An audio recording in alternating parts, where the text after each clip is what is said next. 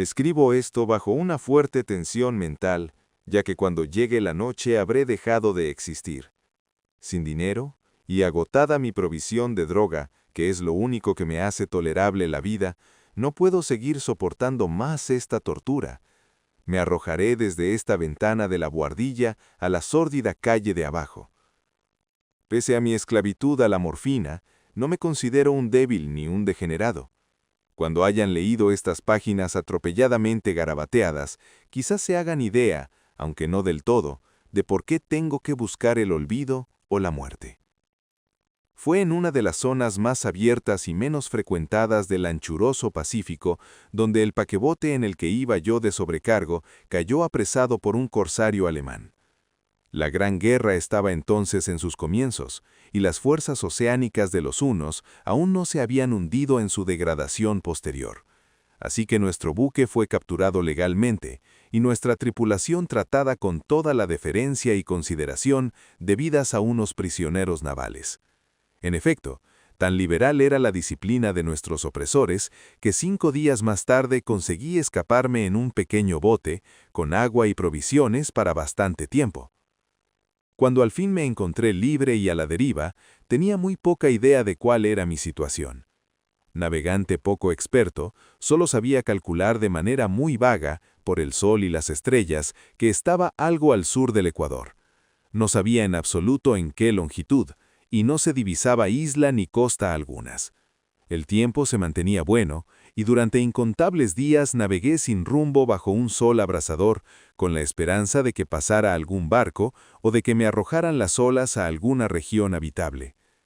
Pero no aparecían ni barcos ni tierra, y empecé a desesperar en mi soledad, en medio de aquella ondulante e ininterrumpida inmensidad azul. El cambio ocurrió mientras dormía. Nunca llegaré a conocer los pormenores, porque mi sueño, aunque poblado de pesadillas, fue ininterrumpido. Cuando desperté finalmente, descubrí que me encontraba medio succionado en una especie de lodazal viscoso y negruzco que se extendía a mi alrededor con monótonas ondulaciones hasta donde alcanzaba la vista, en el cual se había adentrado mi bote cierto trecho. Aunque cabe suponer que mi primera reacción fuera de perplejidad ante una transformación del paisaje tan prodigiosa e inesperada, en realidad sentí más horror que asombro, pues había en la atmósfera y en la superficie putrefacta una calidad siniestra que me heló el corazón.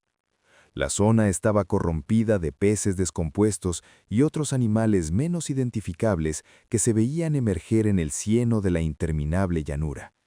Quizá no deba esperar transmitir con meras palabras la indecible repugnancia que puede reinar en el absoluto silencio y la estéril inmensidad. Nada alcanzaba a oírse, nada había a la vista, salvo una vasta extensión del légamo negruzco. Si bien la absoluta quietud y la uniformidad del paisaje me producían un terror nauseabundo. El sol ardía en un cielo que me parecía casi negro por la cruel ausencia de nubes. Era como si reflejase la ciénaga tenebrosa que tenía bajo mis pies. Al meterme en el bote encallado, me di cuenta de que solo una posibilidad podía explicar mi situación. Merced a una conmoción volcánica, el fondo oceánico había emergido a la superficie, sacando a la luz regiones que durante millones de años habían estado ocultas bajo insondables profundidades de agua. Tan grande era la extensión de esta nueva tierra emergida debajo de mí que no lograba percibir el más leve rumor de oleaje, por mucho que aguzaba el oído. Tampoco había aves marinas que se alimentaran de aquellos peces muertos. Durante varias horas estuve pensando y meditando sentado en el bote, que se apoyaba sobre un costado y proporcionaba un poco de sombra al desplazarse el sol en el cielo. A medida que el día avanzaba, el suelo iba perdiendo pegajosidad, por lo que en poco tiempo estaría bastante seco para poderlo recorrer fácilmente. Dormí poco esa noche, y al día siguiente me preparé una provisión de agua y comida a fin de emprender la marcha en busca del desaparecido mar y de un posible rescate. A la mañana del tercer día, comprobé que el suelo estaba bastante seco para andar por él con comodidad. El hedor a pescado era insoportable, pero me tenían preocupado cosas más graves para que me molestase este desagradable inconveniente, y me puse en marcha hacia una meta desconocida. Durante todo el día caminé constantemente en dirección oeste, guiado por una lejana colina que descollaba por encima de las demás elevaciones del ondulado desierto. Acampé esa noche y al día siguiente proseguí la marcha hacia la colina, aunque parecía escasamente más cerca que la primera vez que la descubrí. Al atardecer del cuarto día, llegué al pie de dicha elevación, que resultó ser mucho más alta de lo que me había parecido de lejos. Tenía un valle delante que hacía más pronunciado el relieve respecto del resto de la superficie. Demasiado cansado para emprender el ascenso, dormí a la sombra de la colina. No sé por qué, mis sueños fueron extravagantes esa noche, pero antes que la luna menguante, fantásticamente gibosa, hubiese subido muy alto por el este de la llanura, me desperté cubierto de un sudor frío, decidido a no dormir más. Las visiones que había tenido eran excesivas para soportarlas otra vez. A la luz de la luna comprendí lo imprudente que había sido al viajar de día. Sin el sol abrasador, la marcha me habría resultado menos fatigosa. De hecho, me sentí de nuevo lo bastante fuerte como para acometer el ascenso que por la tarde no había sido capaz de emprender. Recogí mis cosas e inicié la subida a la cresta de la elevación. Ya he dicho que la ininterrumpida monotonía de la ondulada llanura era fuente de un vago horror para mí. Pero creo que mi horror aumentó cuando llegué a lo alto del monte y vi al otro lado una inmensa cima o cañón cuya oscura concavidad aún no iluminaba la luna. Me pareció que me encontraba en el borde del mundo, escrutando desde el mismo canto hacia un caos insondable de noche eterna. En mi terror se mezclaban extraños recuerdos del paraíso perdido y la espantosa ascensión de Satanás a través de remotas regiones de tinieblas. Al elevarse más la luna en el cielo, empecé a observar que las laderas del valle no eran tan completamente perpendiculares como había imaginado.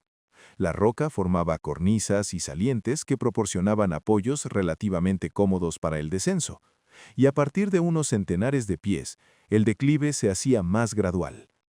Movido por un impulso que no me es posible analizar con precisión, bajé trabajosamente por las rocas hasta el declive más suave, sin dejar de mirar hacia las profundidades estigias donde aún no había penetrado la luz.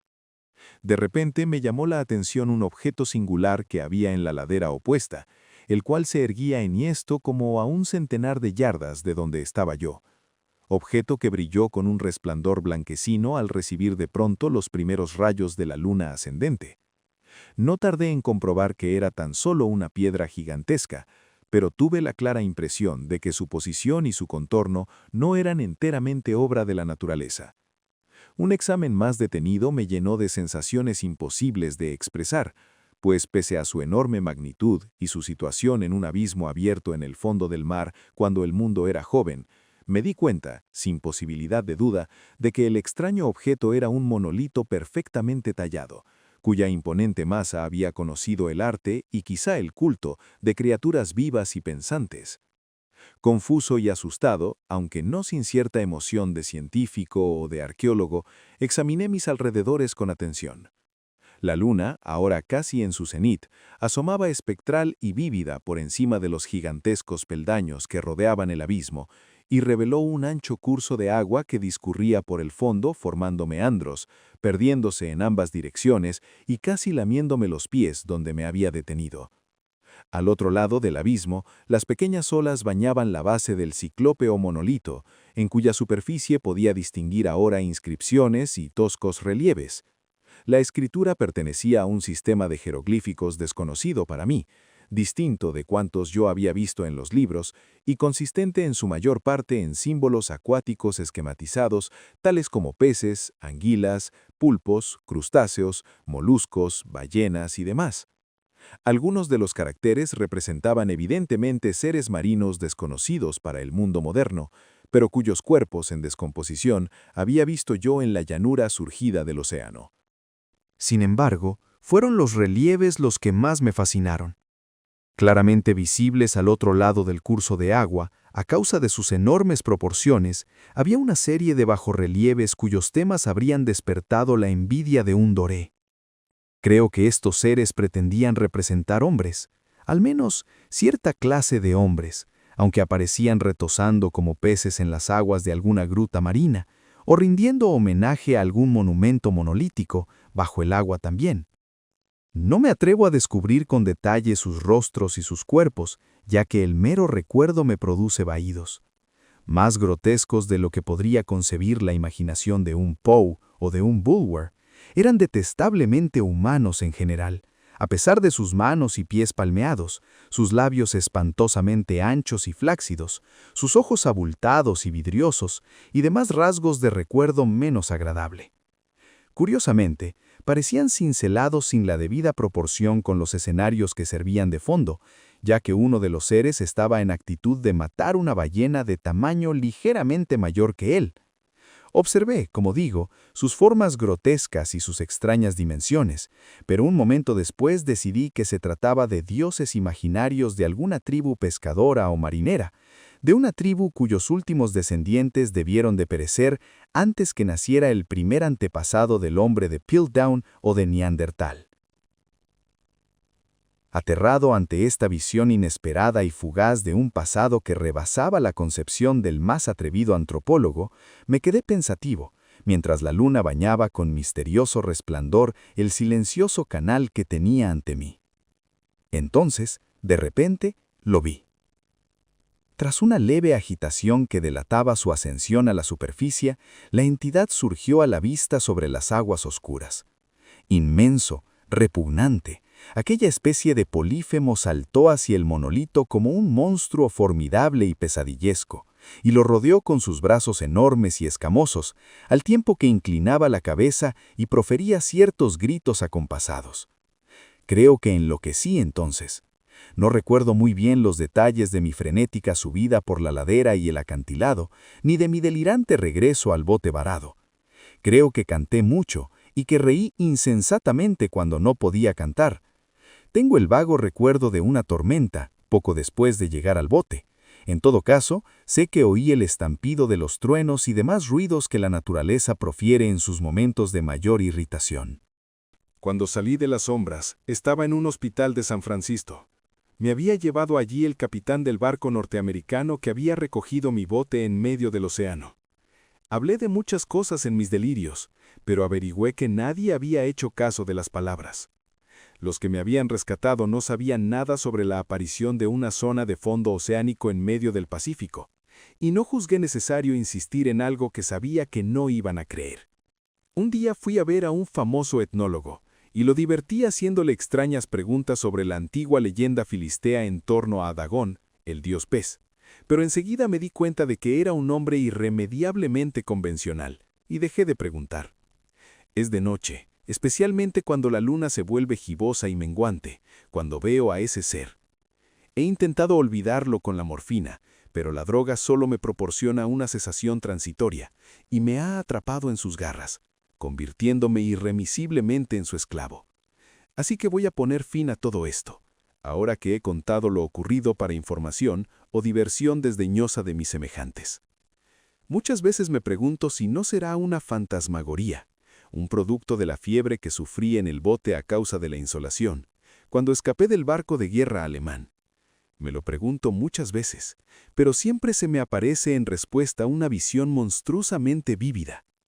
No puedo pensar en las profundidades del mar sin estremecerme ante las espantosas entidades que quizá, en este instante, se arrastran y se agitan en su lecho fangoso, adorando a sus antiguos ídolos de piedra y esculpiendo sus propias imágenes detestables en obeliscos submarinos de mojado granito. Pienso en el día que emerjan de las olas y se lleven entre sus garras de vapor humeantes a los endebles restos de una humanidad exhausta por la guerra. En el día en que se hunda la tierra y emerja el fondo del océano en medio del universal pandemonio. Se acerca el fin. Oigo ruido en la puerta, como si forcejeara en ella un cuerpo inmenso y resbaladizo. No me encontrará. Dios mío, esa mano. La ventana. La ventana. Gracias por escuchar Dagón, de H.P. Lovecraft. Si este audiolibro fue de tu agrado, no te olvides de presionar el botón de like en el video y suscríbete al Club del Vocablo para escuchar más literatura universal. Haz clic en el recuadro para ir al siguiente audiolibro